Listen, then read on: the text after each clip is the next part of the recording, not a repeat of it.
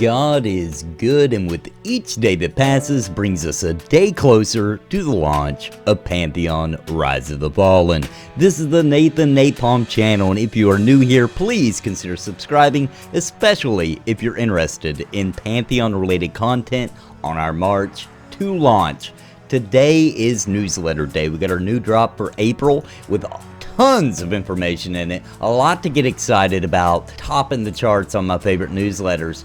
And first of all, before I begin the meat of what this video is about, mark your calendar for April 25th because CoCarnage will be streaming the game with the developers, and they're going to go back to How Near Cave, which is one of my favorite spots they've streamed so far. They're not ready to show off Ferret Hell yet, so unfortunately we're going back to How Near Cave. However, they're going to try to go down, get a key, come back up, and do a really cool boss battle if everything goes according to plan.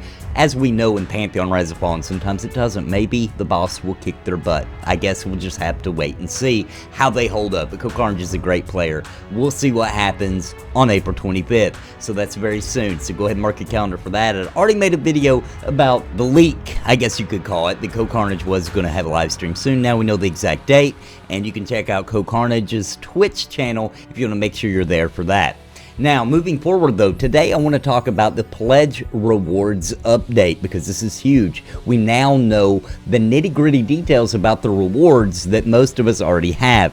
And if you've been holding out on picking which package to get, this should help you in deciding that. I do have a video where I break down all the packages you can find right here on my channel, but now I'm ready to dive deep and talk about what they all mean. So, let's start this off with the early name reservation. So, before the release of Pantheon, Visionary Realms is going to open it up so that we can reserve the name that we want. So, once they make that announcement that it's open and ready, each of us that have pledged may go ahead and reserve one character name that is unique to our account on a first-come, first-served basis. So that's very cool, very happy to hear that.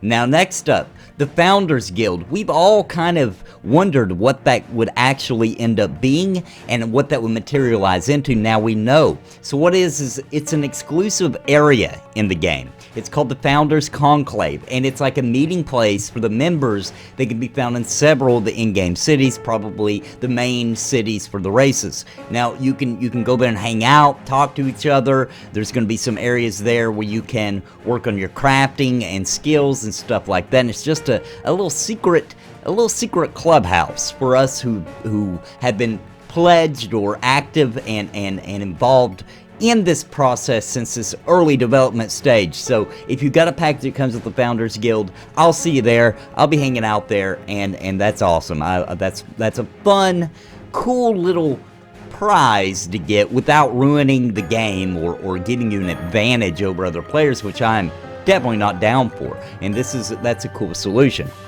Next up, we all kind of knew about the nameplate color.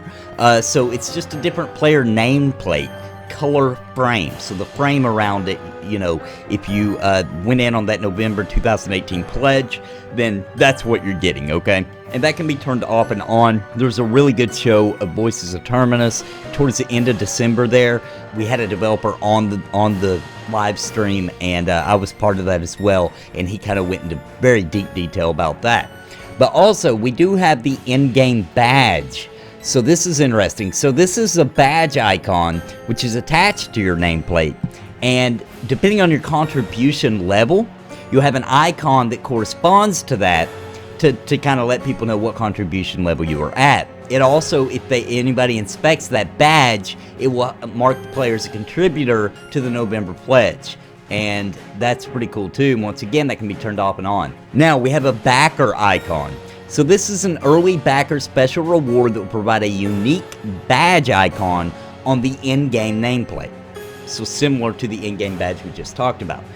Now the in-game nameplate icon is an exclusive nameplate badge icon for each pledge level. So like I was just saying, it's basically just a description of when somebody inspects the player that tells what pledge level you have. Now what is the in-game plaque with character's name? So this is an in-game wall that displays the early pledge backers' character names. So those eligible for this reward will be asked to submit their character name so that they can include it on the wall. Now the guidelines will be sent out prior to the selection process for the reward and included only for pledges made before October 12th, 2015. For those, all the way down to Ascendant level. Now, also, we have the Name an NPC. So, each pledge that is available for this can submit up to 3 names for an NPC that will be placed in the game. So 1 or more of these names will be used in-game. So each submission should include the NPC's race. All submissions are subject to approval, of course, through the design team there at Visionary Realms, and the submission guidelines will be sent out prior to the selection process for this reward. Of course, there are going to have to be some rules. They don't want you to name, an NPC Ben Dover or something retarded like that.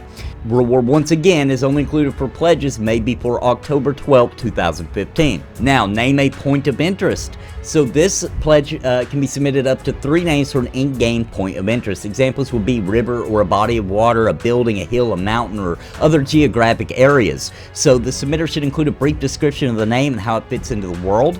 And of course, once again, they're going to have to approve that, right? We got to be careful. They don't want some ridiculous name in the game. So that, once again, is another, that's what we're pretty much covering right now, are the really early pledges, made before October 12, 2015.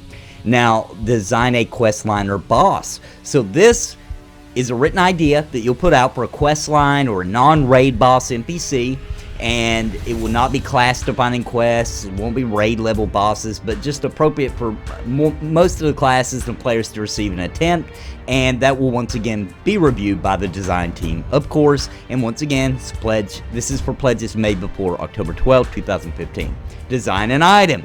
Once again, submit a written design for an item. The choices are a weapon, a piece of armor, a food or drink item, a bag or a backpack, a wearable item, rings, amulets, earrings, discoverable item, or quest item. So your written design should include level range, color, and a snippet of flavor text. So once again, has to be approved, and of course they can modify those if they need to fit the gameplay.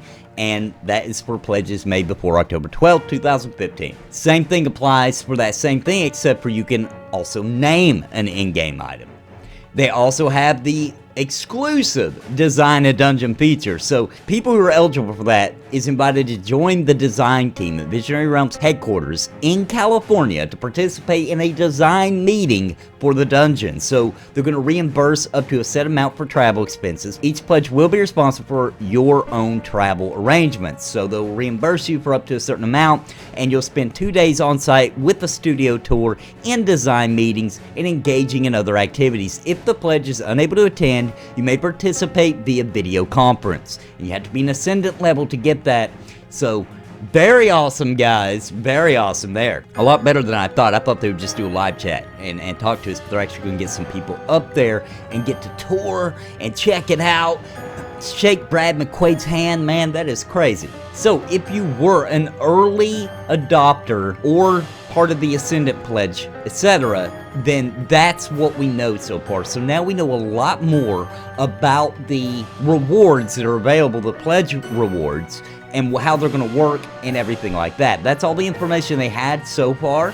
And once they get further into designing the game, we'll get some more information about some of these other pieces and relics and things, or not relics, but all these little pieces that are going to be in the game that are also smaller, pledge rewards. But the big ones, the ones that we've, had a lot of questions about, especially the Founders Guild, understanding how it's going to work on the Design a Dungeon, right? That's pretty big. So guys, there you go. That's what we're looking at. There's lots more to cover in this newsletter. I just thought I would cover that one first because there's a lot of people been wondering what this meant. I thought they'd get that out to you.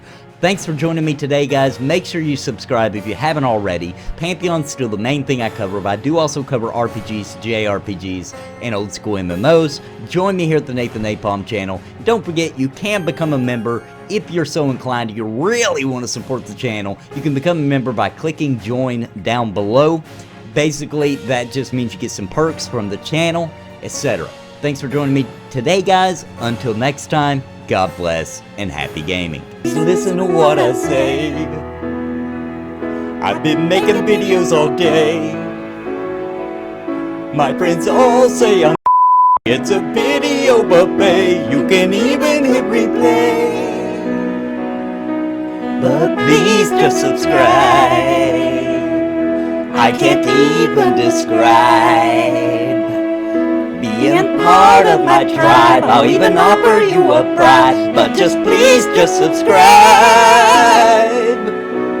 and hit the bell notification too.